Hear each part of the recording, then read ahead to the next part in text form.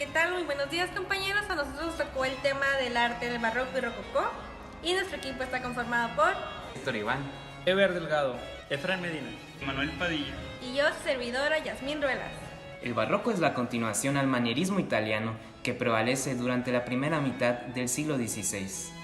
Si el manierismo comienza a usar los cánones clásicos con artificiosidad, el barroco que le sucede abandona la serenidad clásica para expresar un mundo en movimiento y agitación de los sentidos. Por lo tanto, la tendencia del barroco es a la exageración y a la ostentación. Comentándoles un poco sobre la arquitectura del barroco, este fue un movimiento que rompió totalmente el concepto clásico del Renacimiento, ya que en todas sus manifestaciones se ve claramente su intención captada al espectador, conmoviéndolo y provocando algún tipo de emoción y admiración. La contrarreforma de la Iglesia Católica nació del papado y buscó un cambio en la estructura de los edificios y las calles, tratando de convertirlos en el próximo centro de peregrinación. Unos claros ejemplos de la arquitectura del barroco es tales como la Plaza de San Pedro en el Vaticano, la fachada de San Carlo Fontane, la Fontana de Trevi en la actualidad y la Catedral de la Asunción, Valladolid en España. El centro donde se desarrolló la pintura fue en Italia. Al igual que la arquitectura, los temas fueron religiosos, pero a su vez surge y cobra protagonismo el desarrollo de la pintura mitológica. Unos claros ejemplos de la pintura barroca fueron la crucifixión de San Pedro, la vocación de San Mateo y Bacanal. El origen del arte rococó. El periodo del arte rococó se denomina como un movimiento artístico que fue originario en Francia, que está comprendido entre 1730 y 1760. La diferencia entre el rococó y el barroco tenemos que destacar que el primero estaba al servicio de la burguesía y la aristocracia. Al contrario del barroco estaba al servicio y a favor del poder absolutista. Sin embargo, esta no es solo la principal diferencia, sino que a partir del comienzo del arte rococó, el artista pudo realizar sus obras con más libertad y se expandió el marco del arte. Además, el rococó es el arte al servicio de la fiesta, lujo y comodidad. Todas las representaciones poseen una composición alegre, fresca y sensual.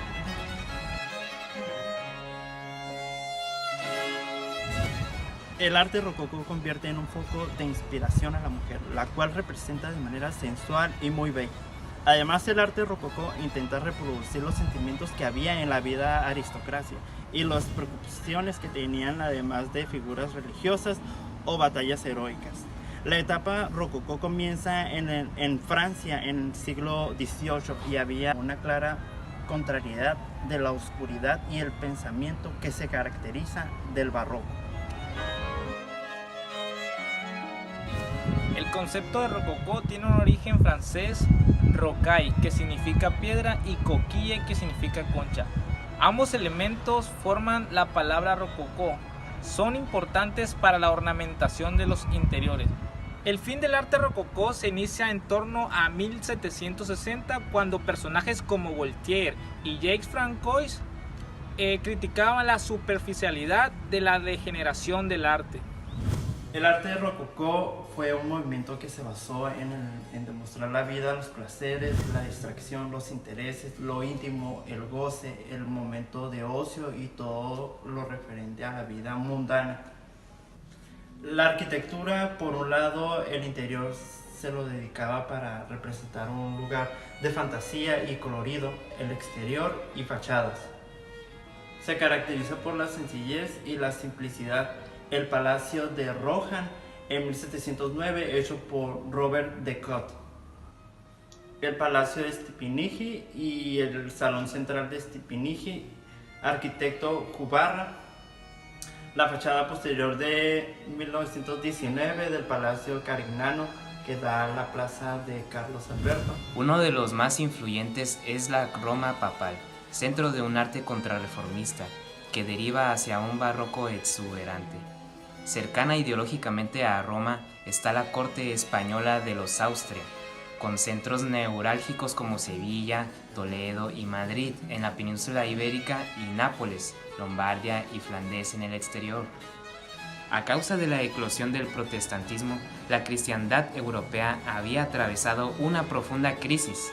La Iglesia Católica tardó en reaccionar. Lo hizo con el Concilio de Trento, que fue de 1545 a 1563.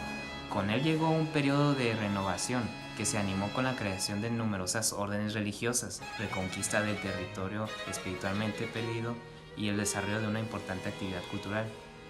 En este contexto en donde surge un arte adecuado a la renovación religiosa, especialmente apto para transmitir al pueblo el contenido de los dogmas y propiciar la difusión del culto a los santos y a la Virgen. La época del barroco triunfalista fue también la época de los grandes santos y místicos. A causa de la eclosión del protestantismo, la cristiandad europea había atravesado una profunda crisis. La Iglesia Católica tardó en reaccionar. Lo hizo con el Concilio de Trento, que fue de 1545 a 1563. Con él llegó un periodo de renovación que se animó con la creación de numerosas órdenes religiosas, reconquista del territorio espiritualmente perdido y el desarrollo de una importante actividad cultural. En este contexto en donde surge un arte adecuado a la renovación religiosa, especialmente apto para transmitir al pueblo el contenido de los dogmas y propiciar la difusión del culto a los santos y a la Virgen. La época del barroco triunfalista fue también la época de los grandes santos y místicos. El barroco no fue un arte exclusivamente religioso, también tuvo enseguida una vertiente secular muy importante. Los siglos XVI y XVII fueron una época de afianzamiento de las monarquías europeas, donde se pusieron los cimientos del Estado moderno, burocrático y centralizado. El barroco convenía mejor ningún otro estilo a estas necesidades de lujo y boato, y su difusión concordaba bien con los gustos de la opinión general de aquella época, en la que entraba a la vez el gusto popular por el espectáculo y la convicción de los teóricos políticos de que el poder solo se realiza adecuadamente si se manifiesta a los ojos de todos por un brillo fastuoso. Las pinturas en el arte rococó predominaron las formas curvilíneas, inspiradas por las formas de la naturaleza, en la mitología, en la belleza del cuerpo desnudo y por los temas relacionados al amor y lo galante. El columpio, obra maestra de Frank Gonard, donde se recoge el espíritu refinado, exótico y sensual propio del rococó. El baño de Diana de Boucher en 1750. El género mitológico se vuelve delicado y sensual. El maestro de baile, obra de Pietro Longhi, hacia 1741.